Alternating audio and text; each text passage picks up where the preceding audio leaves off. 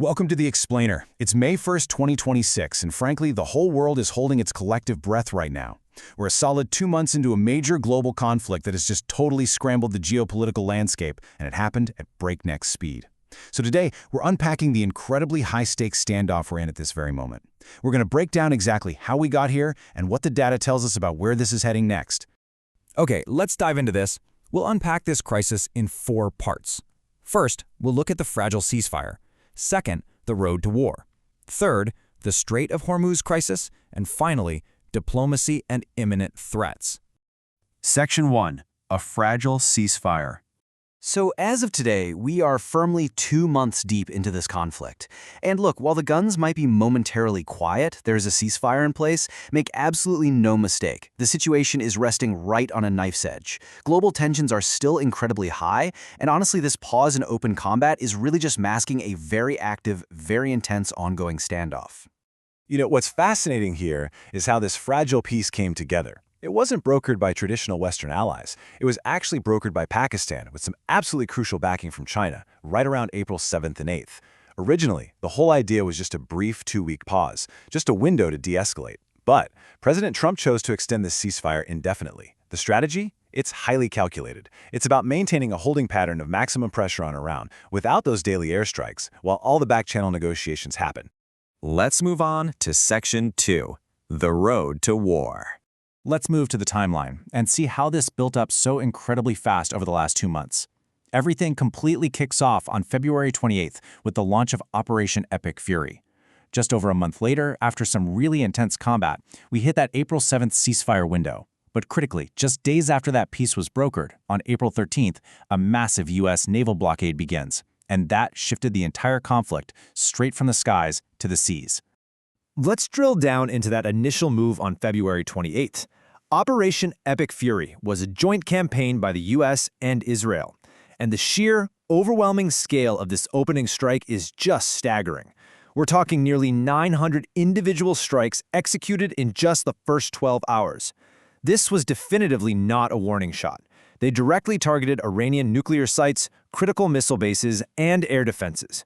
And the most historically significant outcome of this initial wave, the targeting of high-level leadership, which resulted in the death of Iran's supreme leader Ali Khamenei. Now, the response from Iran to the loss of their supreme leader and the hits on their infrastructure, it was massive and it was immediate. They hit back hard. We're talking hundreds of ballistic missiles and thousands of drones. And this wasn't some isolated counterattack. It was a sweeping barrage aimed directly at U.S. bases across the entire Middle East, into Israel, and right through the Gulf countries. Now, what's really interesting here is the number 16. A recent CNN investigation revealed that at least 16 American military sites were damaged during that retaliation. That number is profound. Why? Because it represents the majority of U.S. military positions in the region, including several very high-value targets.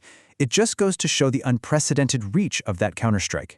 And beyond the heartbreaking human toll, thousands of lives lost and millions displaced across Iran, Lebanon, Israel, and the Gulf, the economic impact is just devastating. $25 billion. That is the estimated financial cost to the U.S. taxpayer in just the first 8 weeks of this conflict alone. Which brings us to Section 3, the Strait of Hormuz crisis. So, why is the Strait of Hormuz widely considered the economic jugular of the globe? Well, consider this.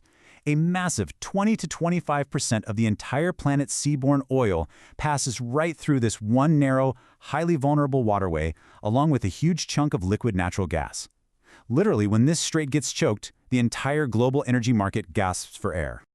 And that leads us right into the dual blockade that kicked off on April 13th. Following those airstrikes, Iran moved to severely restrict shipping traffic flowing through the strait. In direct response, the U.S. Navy imposed a strict blockade on Iranian ports.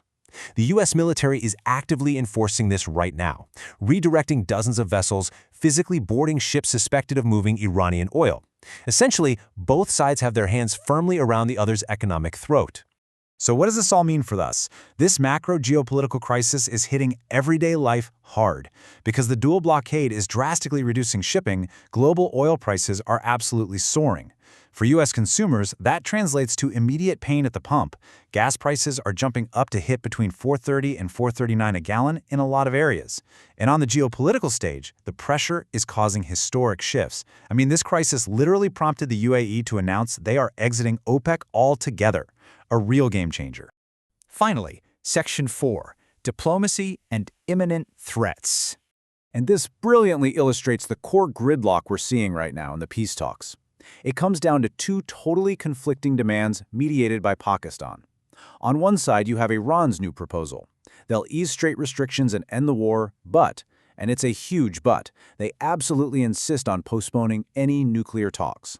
On the flip side, you have the strict U.S. demands. America will lift the naval blockade, sure, but they are insisting on enforcing clear, immediate limits on Iran's nuclear enrichment. The official public response from the Trump administration to Iran's latest proposal has been measured but very firm.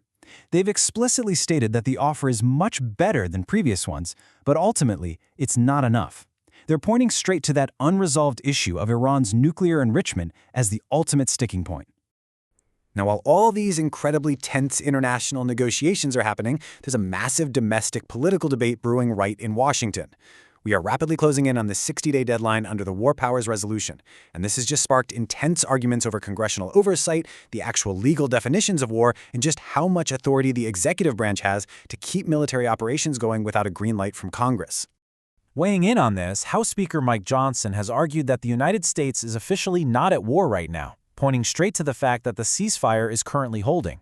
But vocal critics all across Washington are pushing back hard. They're arguing that regardless of a temporary pause, Congress absolutely must exercise oversight, especially given the massive scale of the conflict and the fact that we still have an ongoing naval blockade.